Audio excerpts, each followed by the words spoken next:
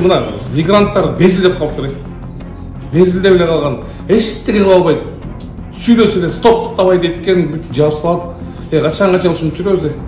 Он прекрасно вошел и прекрасно вышел. Он прекрасно вошел и прекрасно вышел. Кичинекей сумка кармалган дагы эле аралаша берет. Вообще тамак бербейт. Кыскасы болбойт. Андай компания бизден жабылып кетишин каалайт эле. 3000, да, вы хотите, чтобы я вам оплатила?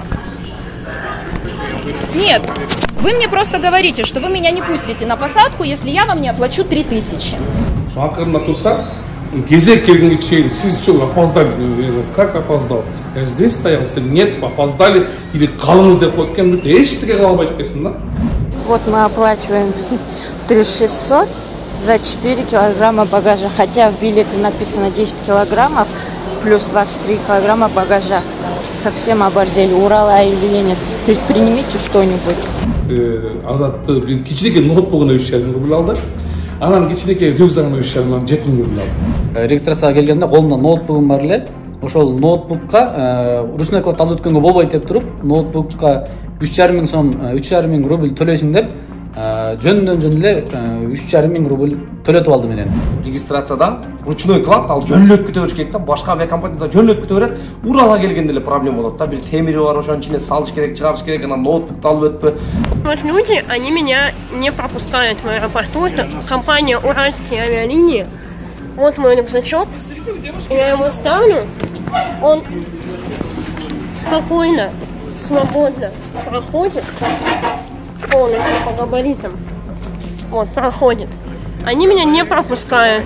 Азыркы убакта көпчүлүк биздин кыргыз жарандары ошол Урал компаниясынан көп жабырып калып атат да.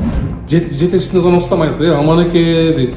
Кечирип коюңуз, бизге жеңиз келбесин. Булар да бизге ушундай план коет дейт. Уралдыкы Россиядан туруп. Эмнеге деген план десем, бул жанагындай план.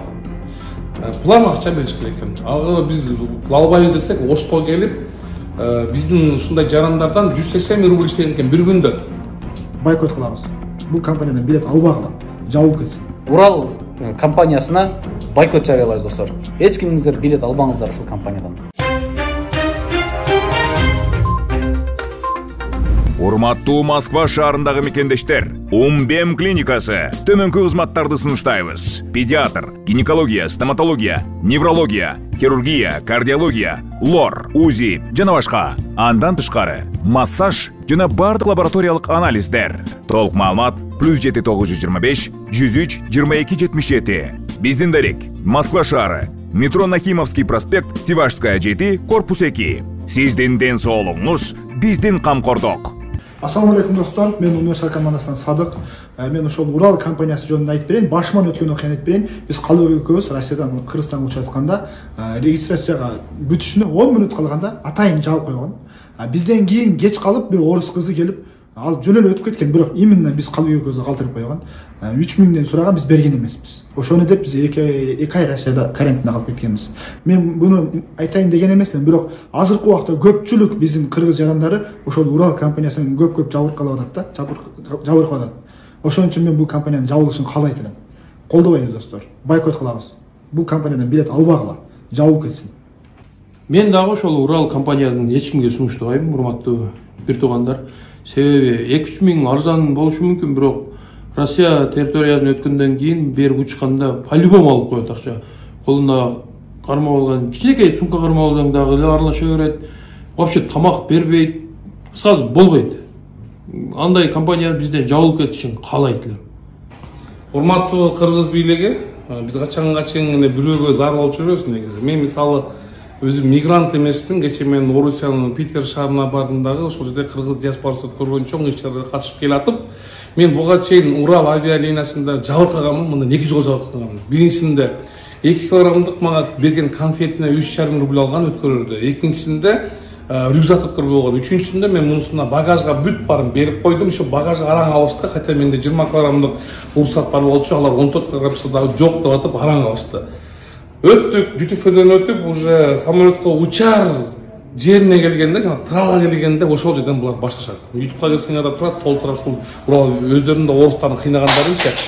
Ошол жерден келгенде биринчи бир Баткенде келжеккен, колунда 6 айлык баласы бар, 2 рюкзак бар. Мен ошону көтөрүшүп коеюн деп, 1 рюкзагын алып бирөөгө берип койгон экен. Мен бирөөсүн көтөрүшүп өттүм араң. Өткөргөндөн кийин экинчи рюкзагын көтөрүп койду. Анткени ал бир көрүп турду, берип атканынчы 3,5 рубль бересиң деп туруп калды. 3,5 рубль бересиң деп мен айттым, ошо акчасы ошонун ичинде экен, өтүп алгам уже. Жанында милицияны ойлоп экен, анысы мени нарака дейт, эми баягы бөтөн жерден унча албайт экенсиң. Мен мигрант эмесмин деп кыйнады.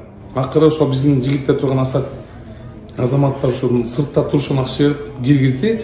Анан эле менин жанымда Асат медианын жетекчиси Азатты бир кичинекей ноутбугуна 3,5 рубль алды.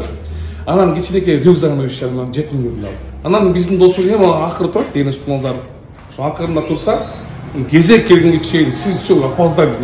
Как опоздал? Я здесь стоял, нет, опоздали или калыңыз деп коет экен, бүт эчтеке кыла албайт экенсиң да. Акыры 5 рубль алды өттү. Биз самолетко чыксак, биз кош коштук да. 150 адам болсо, ошонун ичинен мен санап чыктым. Ошонун ичинен 15ке жетпегени Кыргызстандын жараны экен. Анын ичинен 10 кыргыз, 5-6 өзбек бар экен, биздин жалбат өзбектер экен, 2 оштук өзбек бар экен. Бүттү. Калганы бүт Андижан, Наманган, Фергана, Өзбекстандын жарандар экен. Эми мен аларга арзан экен, бирок ошол түшүнбөдүм, бул кандай, бизге эмне пайдасы бар? Мисалы мен Урал через Ошун штат өзбектер жарандары акчаны алып көп төлөп атат да, биз албай эле коелу. Ошону биз жак ушубай эле коелу. Деп анан мен кече представительный звонок кылдым. Кыргызстанда атын айтпай эле коеюн, представитель малайыз бала экен. Жетекчисине звонок кылсам айтты, аманеке дейт. Кечирип коюңуз, бизге жиңиз келбесин. Булар да бизге ушундай план коет дейт. Уралдыкы Россиядан туруп. Эмнеге деген план десем, бул жанагындай план.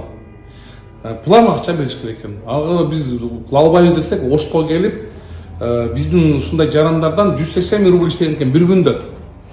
Мына мигранттар безилдеп калыптыр. Безилдеп эле калган. Эчтеке кыла албайт. Сүйлөсө эле стоп давай деткен бүт жаап салат. Качан ушинтип жүрөбүз деп. Билбейм, чара колдош керек бул нерсеге. Урал авиалинияга вообще бойкот жарыяш керек. Вообще керек болсо Ошко учурбаш керек. Ассаламу алейкум, урматтуу достор. Мен кече күнү Санкт-Петербург шаарынан Кыргызстанга Урал компаниясынан билет алып учуп келатканмын. Регистрацияга келгенде колумда ноутбугум бар эле. Ошол ноутбукка ручной вклад алып өткөнгө болбойт деп туруп, ноутбукка 3,5 миң сом, 3,5 миң рубль төлөйсүң деп, жөн эле 3,5 миң рубль төлөтүп алды менен. Башка компанияларда мисалы ноутбукту ручной вклад алып өткөнгө болот да. И так багажга салганга болбойт ноутбукту. Анан кайсыл жака алып өтөсүң, туурабы? Негизинен эле ошол Урал компаниясы эң начар компания экен, тейлөөсү да начар, мамилеси да начар, же тамак бербейт, же нормальный тейлебейт. Анан акча сурайт. Мен артында бирөө турат эле, регистрация негизи бүтө элек болчу. Мен акырындагы эң артымда турган кишиден дагы жок жерден эле сен кечигип келдиң деп туруп, регистрация бүтүшүнө дагы 10 мүнөт бар болчу. Анан ал кишиден дагы 3,5 миң рубль алып койду жөндөн эле.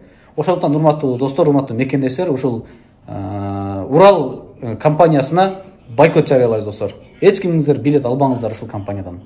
Уралда учкан киши катары сиздерге сунуштап айтылам. Себеп дегенде башыбыздан өткөн эле окуя, жана айтып атышпайбы? Регистрацияда ручной клад ал жөнлөп күтө бериш керек да, башка авиакомпанияда жөнлөп күтө берет. Уралга келгенде эле проблема болот да. Бир темири бар, ошонун ичине салыш керек, чыгарыш керек, анан ноутбукту алып өтпө. Урматтуу өзгөчө мына жалпы Россияда эмгектенип жүргөн мекендештер, бир туугандар, 1-2 миң кымбат болсо болсун. Башка компанияны алыңыздар. Уралда мына айтып атышат, тамак да бербейт. Туура, тамак бербейт. Мисалы кыргыздардын авиатрафиги бар, аш тамагы менен. Орустардын башка компаниясы бар, сонун тамагы менен. Уралда даже сууну да сурап ичесиң да. Ошол Урал бойкот.